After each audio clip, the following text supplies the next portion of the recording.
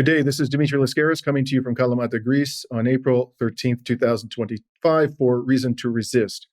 And today I'm pleased to be joined for the very first time on Reason to Resist by Dr. Gerald Horne. Dr. Horne holds the Moores Professorship of History and African American Studies at the University of Houston. His research has addressed issues of racism and a variety of relations involving labor, politics, civil rights, international relations, and war. He's also written extensively about the film industry. He received his PhD in history from Columbia University and his JD from the University of California. So thank you so much for joining me today, Dr. Horne. Thank you for inviting me. So, Dr. Horne, I'd like to start our discussion today with Donald Trump's tariff war. About 1 week ago, Trump gave a press conference in the White House with the indicted war criminal Benjamin Netanyahu. And during that press conference, there were a lot of questions about Trump's tariffs. He was asked repeatedly about them. And there was one particular excerpt that I found interesting that I'd like to share with you and then ask you for your reaction to it. So here's what he had to say. Problem is they cheat. They cheat like crazy. Canada cheats, Mexico cheats, just one of those things. But we are resetting a table and we're going to have great trade and we're going to have a very strong country. Our country is going to be at a level that has maybe never been, or maybe, our country was the strongest, believe it or not, from 1870 to 1913. You know why? It was all tariff-based. We had no income tax. Then in 1913, some genius came up with the idea of let's charge the people of our country, not foreign countries that are ripping off our country. So, Dr. Horne, hard to know where to begin with this, but I'm going to focus on one aspect of it, which I think was quite telling. You heard Trump wax nostalgic about a time when the United States had no income tax. And then he referred derisively to some genius, without naming him, who apparently caused the U.S. government to adopt an income tax regime in 1913. And my question to you is this, Dr. Horne, based on everything we've heard and seen from Trump, not just in this administration, but also during his first administration, do you think that he seriously aspires to eliminate entirely the income tax regime of the United States? And if you think that he wants to at least lower them dramatically, if not eliminate them altogether, to what degree do you think this is motivating his tariff war, which he keeps talking about as a great source of revenue for the United States? Well, the implication and inference of your question is that the so-called tariff war is just another tool by which the United States billionaire class can escape paying income taxes, and instead the burden for funding the United States will be shifted to the international community generally. In other words, the international community generally is going to, quote, make America great again. That is to say that Canada, China, Mexico, the list is long, will be forced, according to Mr. Trump, to cough up more in payments to the U.S. Treasury. And that will allow the United States to continue this maniacal push to cut taxes on the billionaire class. Now, as we know, as we speak, there has been a spanner in the works, as they say in London. That is to say that China has refused to back down. And in fact, Mr. Trump has blinked. He has decided to lift tariffs on imports from China with regard to laptops, smartphones, and the like, because this would have dealt a mighty blow to Apple in particular. Their CEO, Tim Cook, has been cuddling with Mr. Trump quite a bit of late, and obviously that has paid off. But I think that Mr. Trump has more nasty surprises in store. As an article in Foreign Affairs put it quite recently, China has escalatory dominance with regard to this so-called tariff war. That is to say that the United States, almost in a mimicking of a neo-colonial enterprise, exports raw materials, petroleum, copper, particularly agribusiness, foodstuffs to China, and China exports back to the United States these sophisticated items like laptops that I've just made reference to. The problem for the United States is that China can redirect getting foodstuffs, which they've already been doing, from the United States to Brazil. They can get petroleum from all manner of countries, including Saudi Arabia, Iran, even Canada, if Canada decides to wake up and improve relations with Beijing. And so this is bidding fair to be another disaster for Mr. Trump. He has managed to evade political gravity in terms of being a convicted felon and yet winning the White House, in terms of the multiplicity of lawsuits that he has endured. But it's unclear if he'll be able to evade economic and financial gravity. And as most commentators and pundits have put it since last week, the turning point in this so-called tariff war might have been the flight from U.S. Treasury bills. Usually, when there's instability in the capitalist world, there is a flight to the United States, particularly Treasury bills. These are the instruments that are sold by the U.S. Treasury Department, the U.S. government, that are used to finance the U.S. government, everything from the post office to the Pentagon. But alas, what we saw with regard to this instability induced by Mr. Trump as a result of slapping tariffs on friend and foe alike was a stunning loss of confidence in the United States, in the U.S. government, and therefore the yields, that is to say, the interest that the United States government is able to charge for lending, for those who are lending money to the United States, went up instead of going down. And as Mr. Trump said in his press conference at the White House a few days ago, that was the turning point that led him to induce a sort of pause.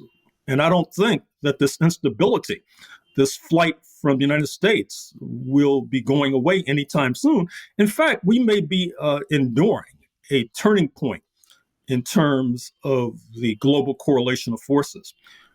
We saw such a turning point in 1945 with the United States emerging triumphant over Japan and Germany during World War II. We saw another turning point with the collapse of the Soviet Union on December 25th, 1991, which inaugurated the era of the so-called sole remaining superpower, speaking of the United States of America.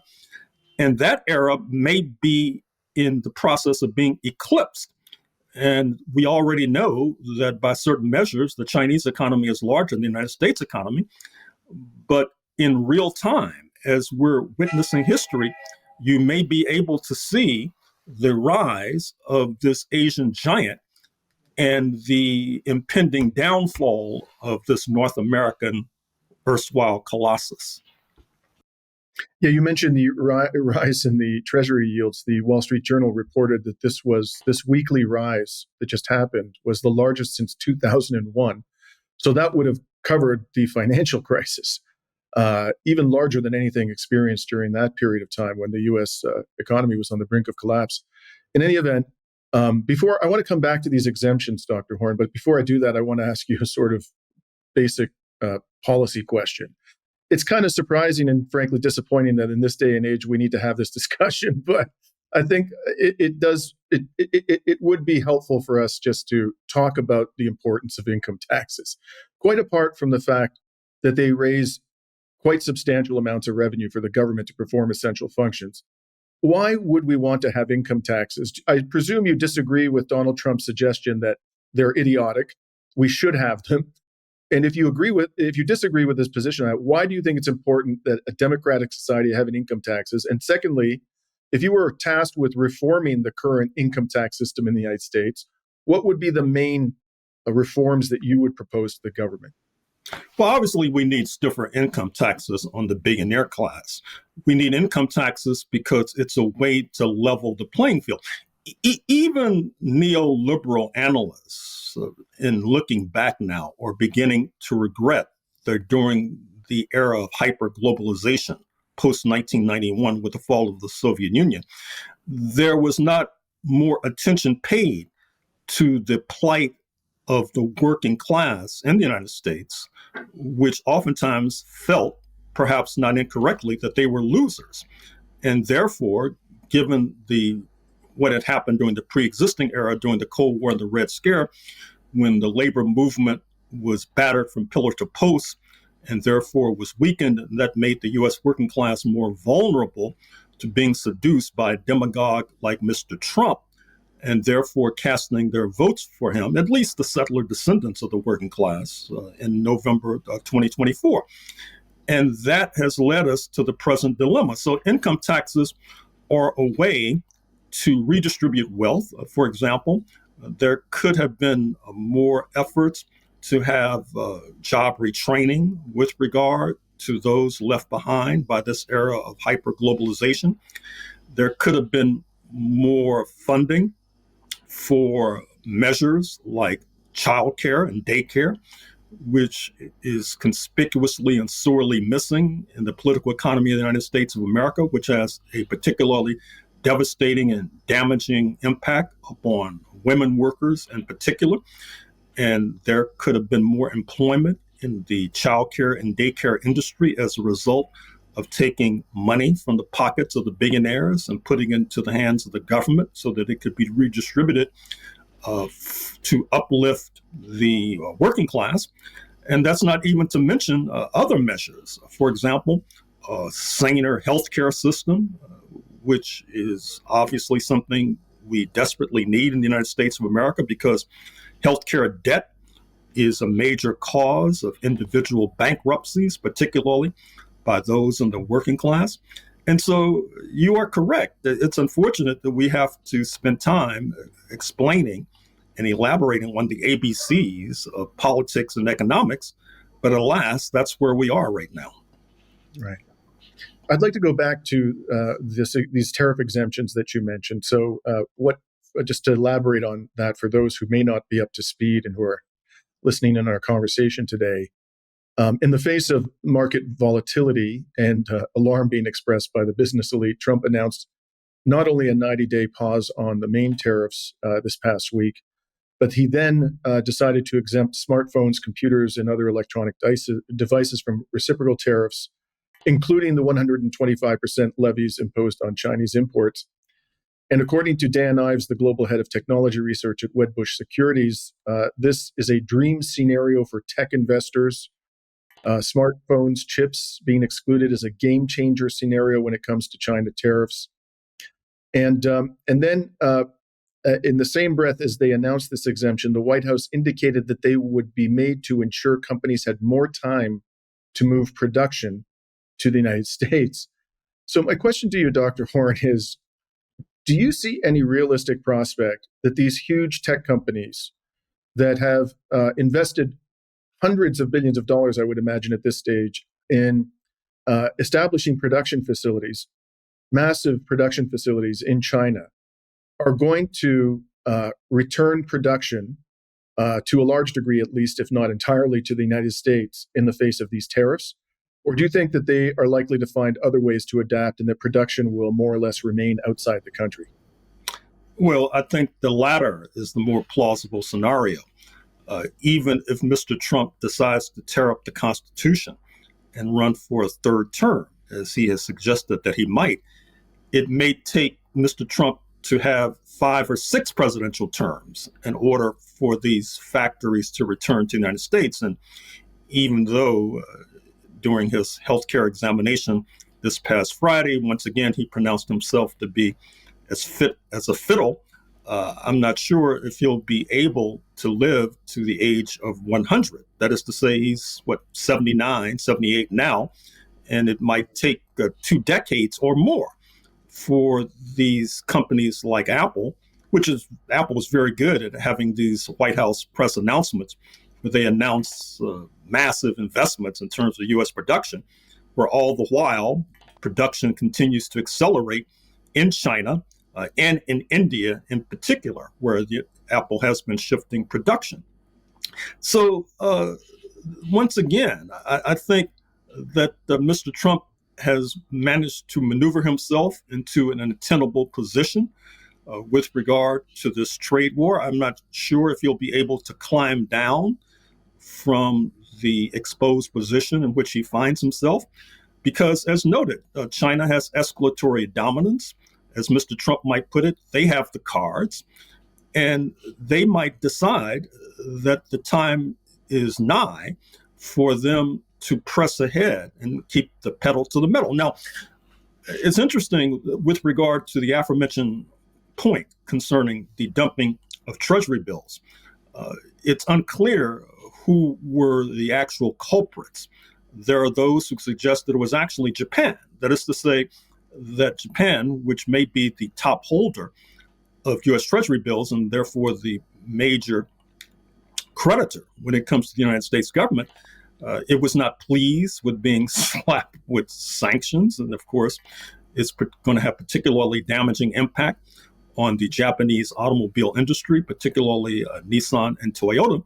And so therefore, they began to dump treasury bills. But of course, it could have been China, which by some measures is number two when it comes to holding these treasury bills. And that's not the only bit of leverage that China holds when it comes to escalatory dominance. Now, we haven't even talked about the fact that there have been announcements from Beijing that there will be a limiting of Hollywood exports to the Chinese market. Hollywood has become heavily dependent upon the Chinese market. It'll have devastating consequence with regard to the political economy of Southern California, where there are thousands of workers who are dependent upon this particular U.S. export.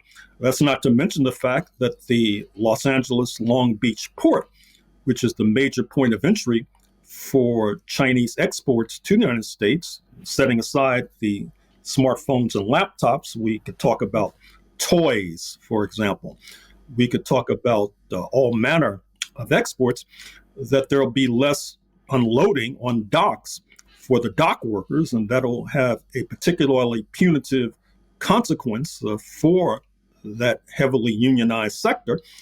And so as we approach this coming week, it'll be interesting to see if Mr. Trump will be able to pull a rabbit out of the hat, but somehow I don't see that being in the offing.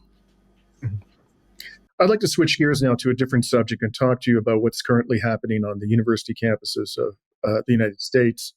As has been widely discussed amongst those who have a minimal amount of human decency and care about the genocide being perpetrated against the Palestinian people, the Trump administration has outright persecuted students, even permanent residents of the United States, on university campuses in the country who express opposition to Israel's genocide and support for the Palestinian cause. And perhaps the most notorious case to date is that of Mahmoud Khalil, a permanent resident of the United States who was studying at Columbia University. And a couple of days ago, a U.S. immigration judge ruled that Khalil can be deported.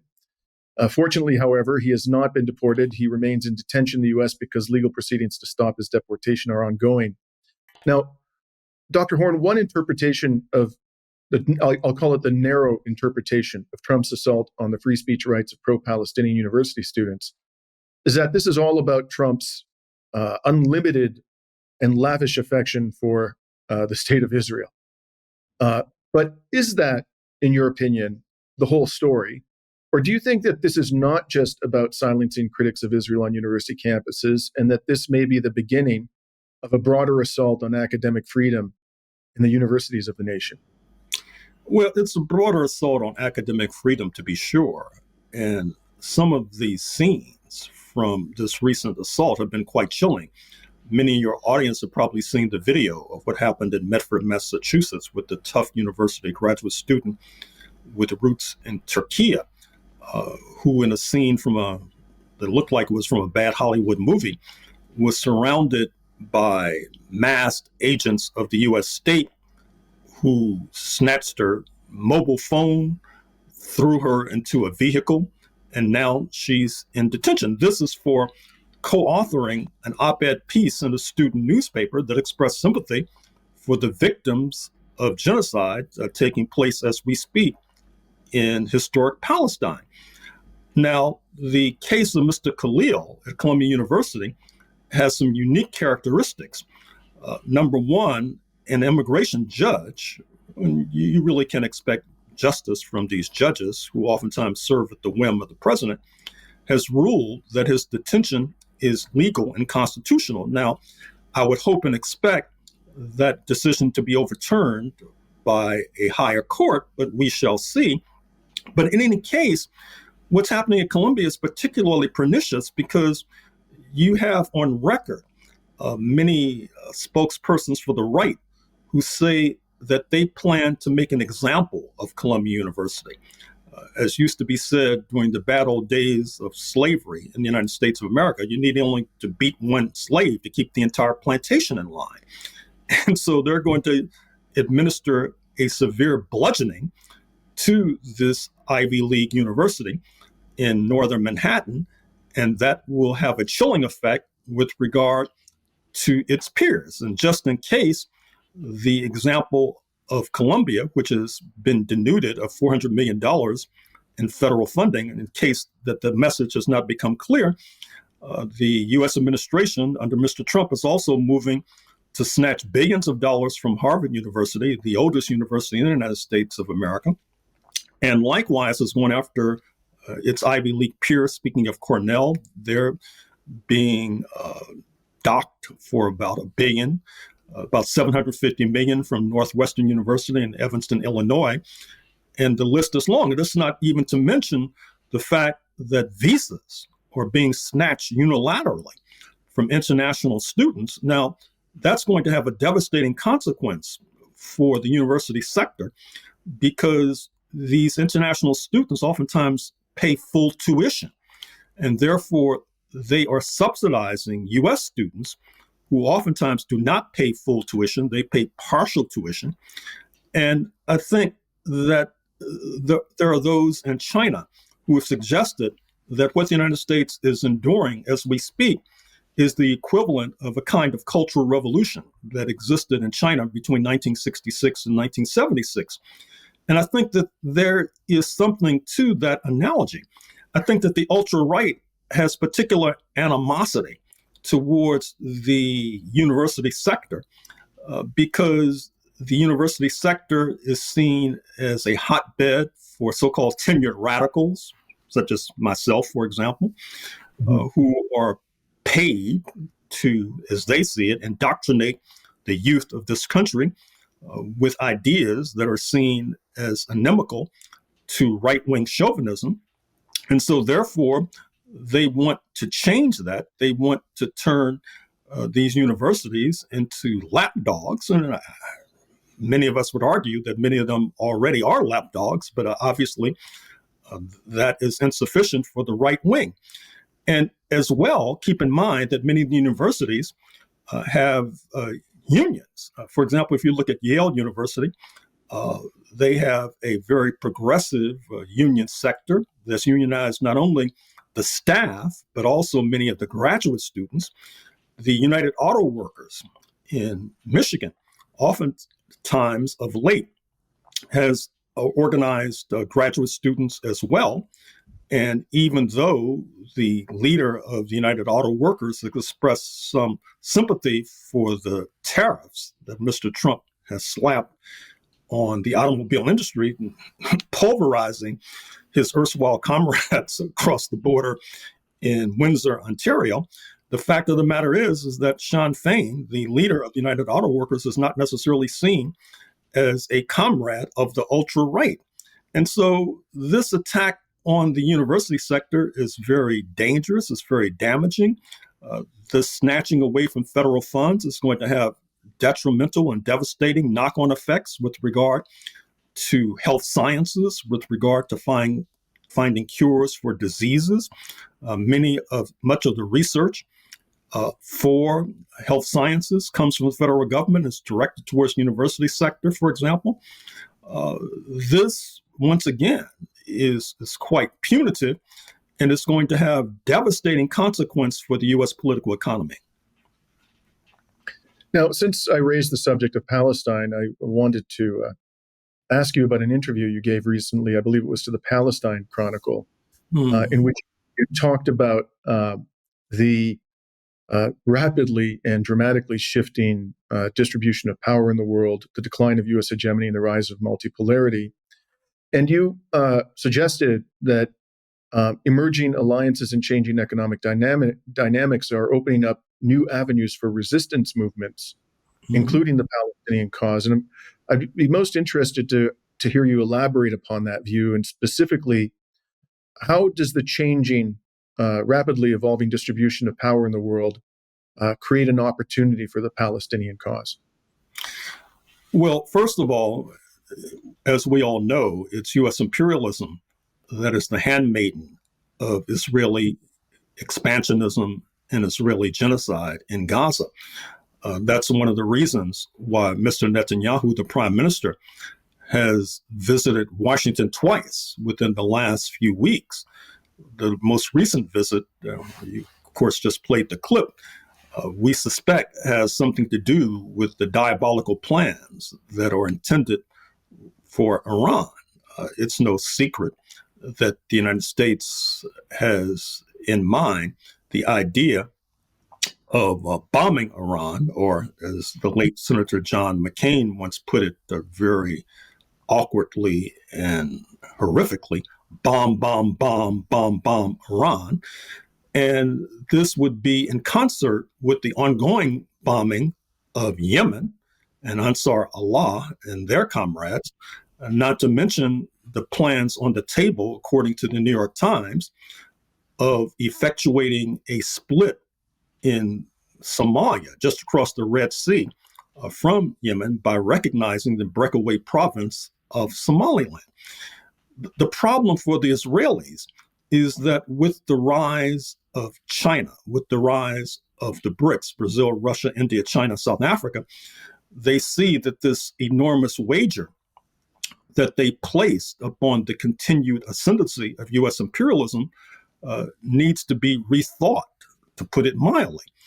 That is to say, even though Israel has been accused credibly of leaking sophisticated U.S. military technology to China, and even though Mr. Netanyahu has been a frequent visitor to Moscow, including repeatedly on the holiest day on the Moscow calendar, speaking of May 9th, which of course will be marking soon with a visit of President Xi and other world leaders to mark the 80th anniversary of the victory over fascism. Mr. Netanyahu, I doubt, will be on the podium at Red Square this year, but certainly he has been a frequent visitor. But that is now turned topsy-turvy with regard to the resistance that we see coming out of historic Palestine.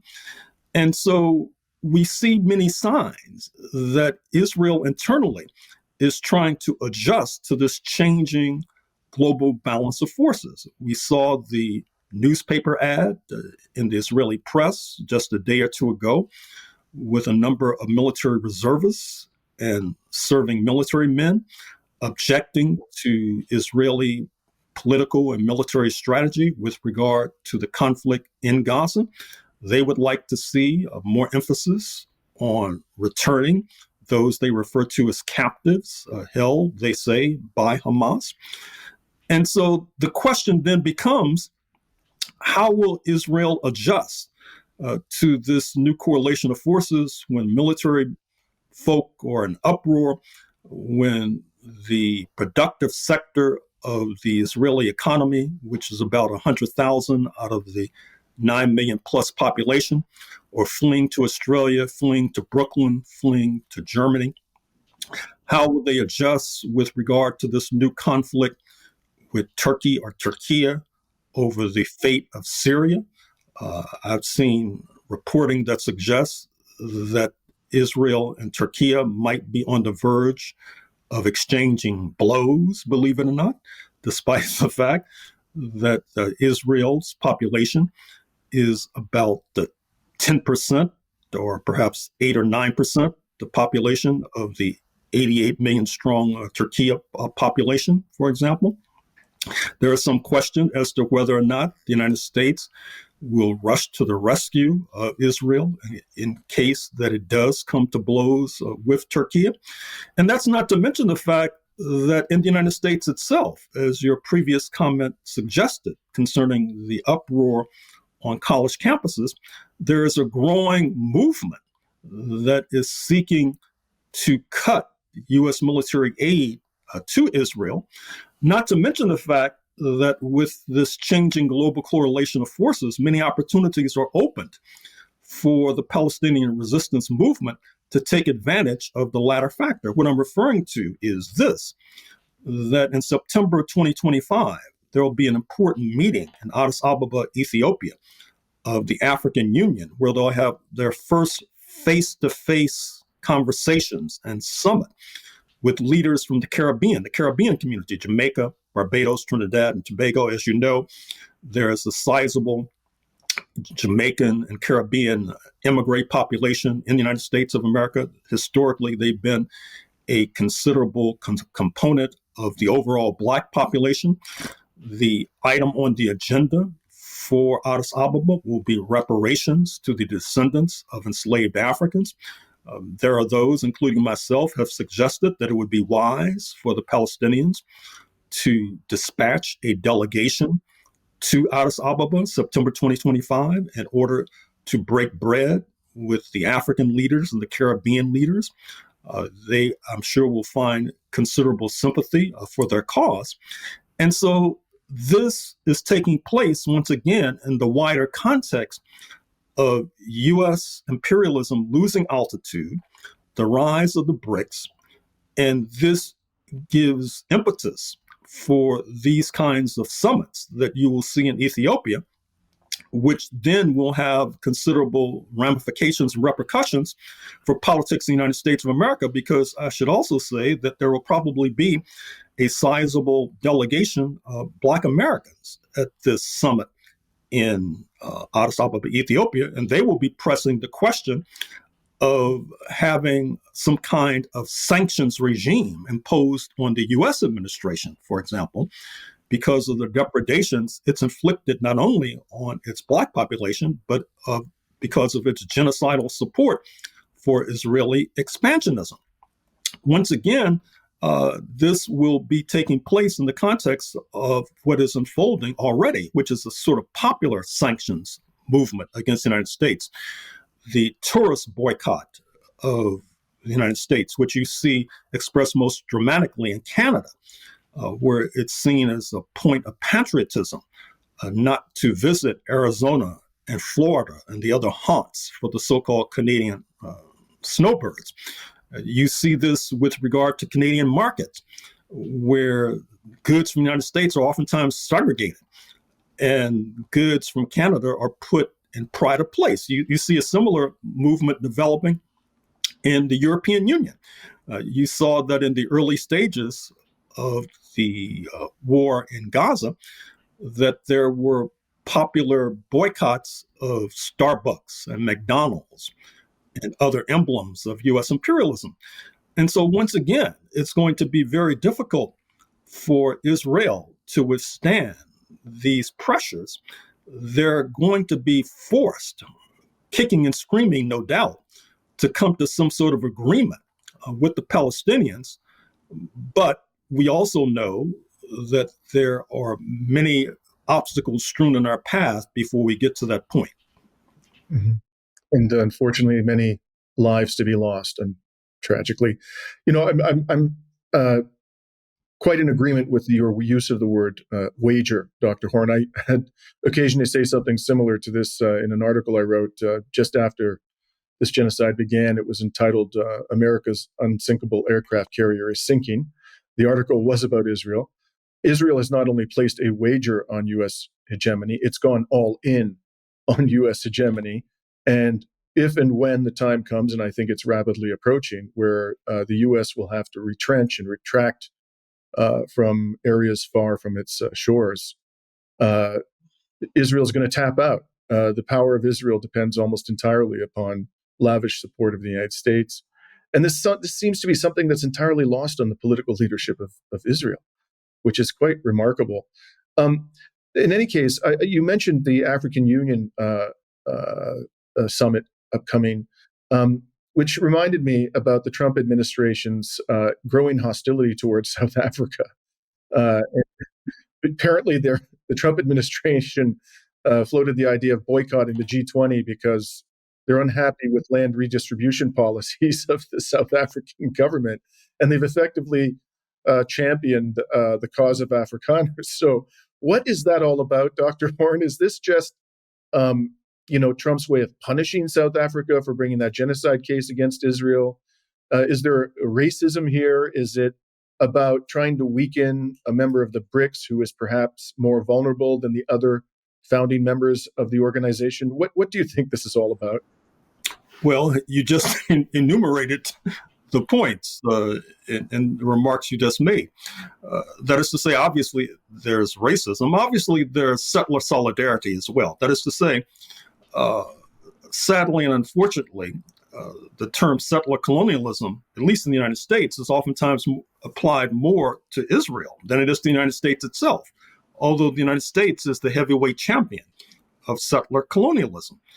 And historically, as I pointed out in a book I wrote a few years ago, there had been a very close relationship between settler colonialism in North America and settler colonialism at the southern tip of Africa. If you look at South Africa itself, whereby you had an invasion of the Dutch in 1652, this was at the point in which you had settlers from Western Europe, particularly what is now Great Britain, crossing the Atlantic to uproot the indigenous and establish a settler colony, which is now eventuated in the United States of America. When you had the implantation of apartheid in 1948, you saw a virtual celebration of that particular event in the United States of America, because it took place at a time when U.S. Jim Crow, which is an analog to apartheid, was being battered, and it was felt that the implementation of apartheid, which was in many ways a sort of an acceleration of pre-existing racism, would provide sustenance to U.S. Jim Crow. And so certainly racism and settler solidarity, and of course settler solidarity cannot be obscured when you look at the relationship between the United States and Israel and another settler state. And in fact, there are figures that have been involved in all three countries. I'm thinking of Abba Eban, the former prime minister of foreign minister of Israel some decades ago, whose roots were in South Africa. Of course, the South African Zionist community is still quite substantial, and he made quite a splash, speaking of Abba Eban, becoming a major spokesman, even for documentaries in the United States of America, when Israel was under siege as a result of the so-called Six-Day War of 1967. And so racism, settler colonialism, you mentioned the International Court of Justice case brought by the government in Pretoria, which ruffled many feathers on this side of the Atlantic. It was seen as South Africa veering outside of its lane. And I should also mention in this context that the U.S. authorities continue to be dissatisfied with the fact that the ruling African National Congress government has been in an alliance, a formal alliance with the South African Communist Party. And given the fact that anti-communism is a kind of civic religion in this country, even after the collapse of the Soviet Union, and which probably be turbocharged now with this new Cold War with China, that is another reason for the United States to be hotly opposed to the government in Pretoria. And then the United States was utterly dissatisfied when South Africa did not work in concert with Washington and London and Canberra when you had land reform in neighboring Zimbabwe. Even though you had governments in South Africa that had pledged that they would crack down simultaneously on the regime across the border, they largely chose not to do so. And that was seen as a point of unreliability and instability with regard to continue positive relations with the regime in Pretoria. And I should also mention that, as they say in the United States, this antipathy to South Africa has had a so-called bipartisan character. Recall that the last foreign visit made by the previous U.S. president, Speaker Mr. Biden, was to Angola, a northern neighbor of South Africa. And this was seen as a way to encircle the regime in Pretoria and a way to destabilize and weaken the regime. And so there are many reasons for Washington to express this hostility to Pretoria. And I haven't gotten to the point of the fact that, quite curiously, you have a number of South African immigrants who play an increasingly prominent role in U.S. politics, starting with First Buddy Elon Musk, reputedly the richest man on planet Earth, who has been vandalizing the federal government of the United States with this so-called Department of Government Efficiency as a hatchet man, or Mr. Trump firing employees willy-nilly. But he is not alone. You might be familiar with the fact that the man that may sit at the pinnacle of venture capital in Silicon Valley, Roelof Botha. That name might be familiar because he's a direct descendant of Pete Botha, the last foreign minister of apartheid South Africa. There's Peter Thiel, who spent his youth in not only South Africa, but South Africa occupied illegally Namibia, where he spent a good deal of his teenage years. He was an early backer, not only of Mr. Trump, but an early funder of J.D. Vance, the current vice president of the United States of America. There's David Sachs, who's the crypto czar, to use that term, in the White House right now. He has roots in South Africa as well. And so that particular relationship between South Africa and the United States is not new. In fact, you could probably trace it all the way back to the 17th century, when you had settler colonialism implanted both the North America and the southern tip of Africa. And so I'm afraid to say that these rulers in Washington, they have elephant-like memories. They do not suffer from amnesia. And they are still upset with the fact that the apartheid regime was ushered out of power in 1994, that a government, the African National Congress government, came to power in alliance with the South African Communist Party. And though South Africa has not necessarily been energetic in terms of redistributing the wealth, the fact that a law was passed authorizing redistribution of land was the trigger that caused Mr. Trump not only to try to sanction the regime, but also, despite his alleged anti-immigrant ethos, he's put out the welcome mat for the migration into the United States of the so-called Afrikaner population. These are the descendants of the Dutch migrants from the 17th century, who then were supplemented by the migration of French Protestants later in that century. And so it would not be a mistake to see the Trump policy towards South Africa as riddled with racism and indeed emblematic of racism. All of this, I imagine, cannot bode well for the African American community in the United States. And in the Western public discourse since Trump returned to the White House, I've personally seen precious little discussion. Perhaps it's understandable because there's so much focus on these tariffs and the war in Ukraine and the genocide in Palestine. But there seems to me to have been precious little discussion about how the second Trump administration's policies are affecting the African American community. Could you talk to us a little bit about that, and also about recognizing, of course, that no community, including the African American community, is monolithic? What is the mood within the African American community now that there is somebody who is unabashedly hostile, to racialized persons in the White House? They seemed, many people in the community seemed content with the Biden administration, certainly were inclined to support Kamala Harris in the last election. But now that endeavor failed and Trump is there, Do you see a rise of militancy within the African American community?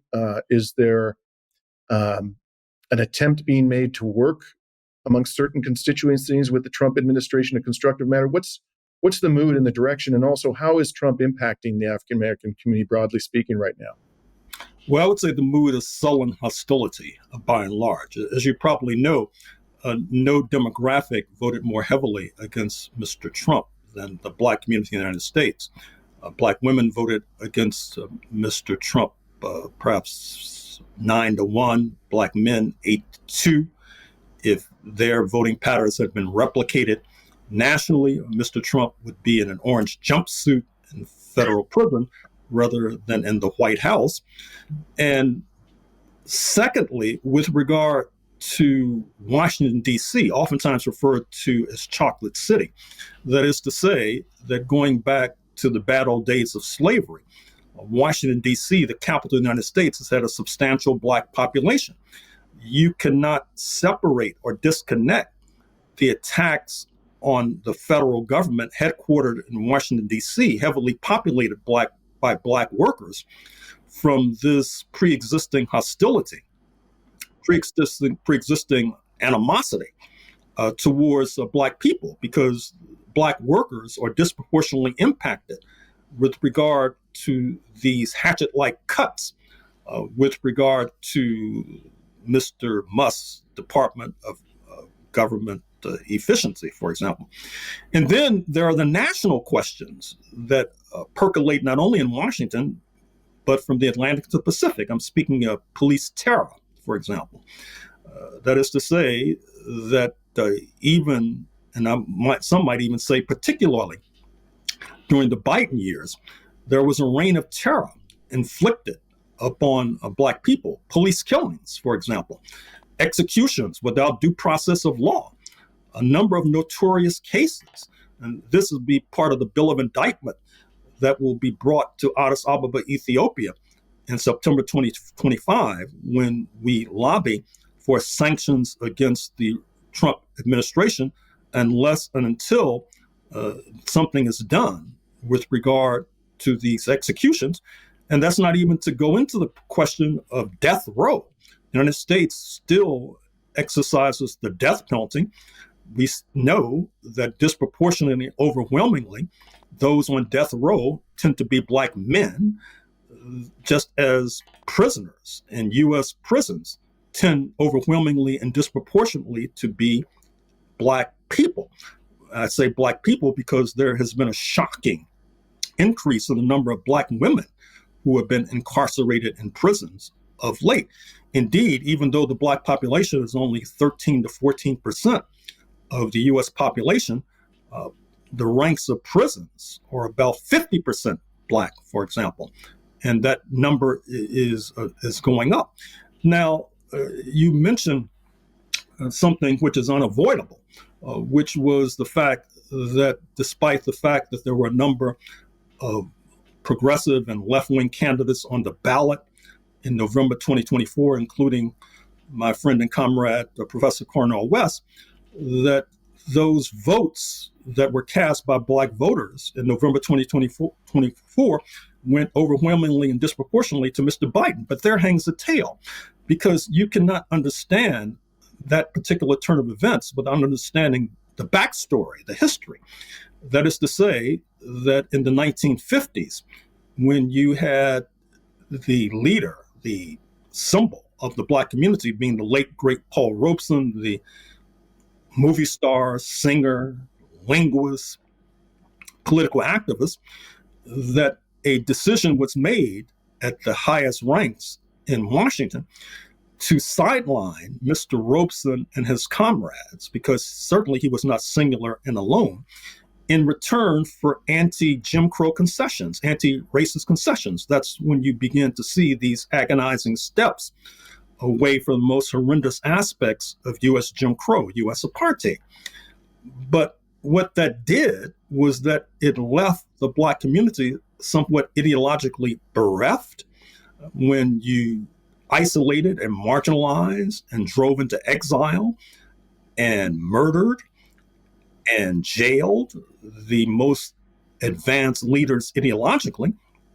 And that's where we are today. We have not yet to recover from the Red Scare. We've yet to recover from the excesses of this Cold War policy, because, of course, Mr. Robeson in particular was a devotee of socialism and was profoundly opposed to anti-communism and anti-Sovietism in particular, and that was seen as being inimical to U.S. foreign policy. However, just speaking personally, I've begun to see changes in the political winds, for example.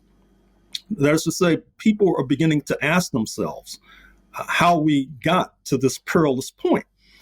And inevitably, it requires an excavation of history.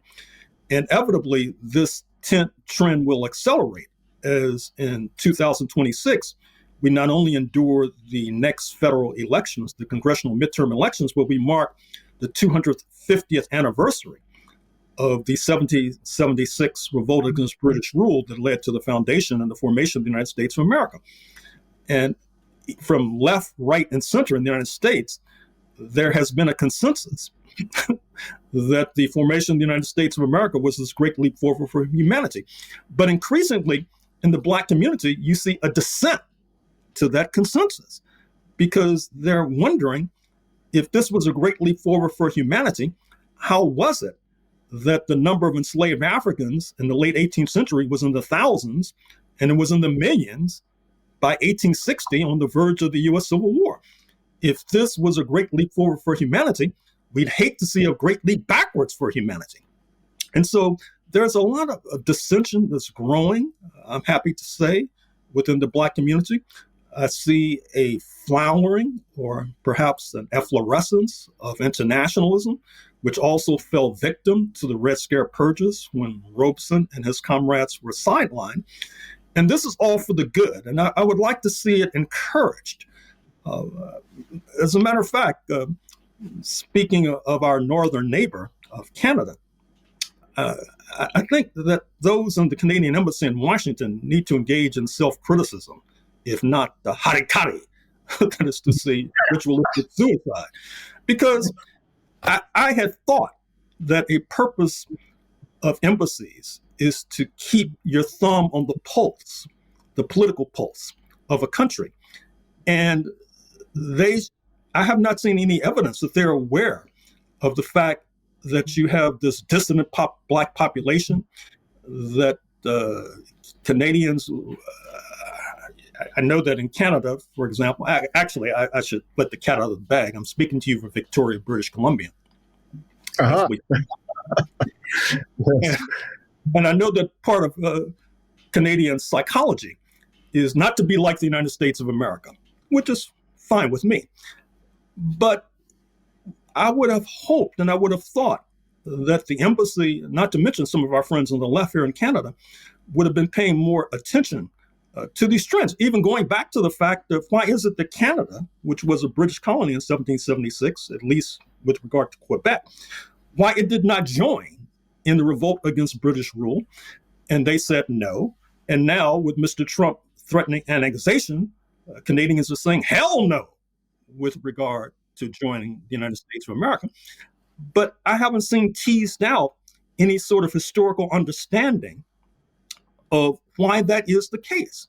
I heard Canadians speaking of their country as being the greatest country on planet Earth, which is fine with me. but you have a similar claim made south of the border. And so both of these claims cannot be accurate. It's likely that both of them are inaccurate. But in any case, wildly inaccurate. I had to insert that. But sorry, please continue. What I'm saying is that I think that Canadians in particular became too complacent over the last few decades. That is to say, not doing the labor that embassies are supposed to do. For example, I was listening to a report from Kenya just the other day, and the report was suggesting that the Chinese envoy in Nairobi was spending a lot of time speaking to Kenyan opposition leaders, for example, which is what embassies are supposed to do. They're supposed to keep their thumb on the pulse, the political pulse of the country in which they're cited. I don't get any understanding or idea that that's been taking place in the Canadian embassy. Perhaps I've gone too long on that point, but this is a result. I'm glad you made the point. I am, as you might know, born and raised in Canada. My principal residence is in Montreal.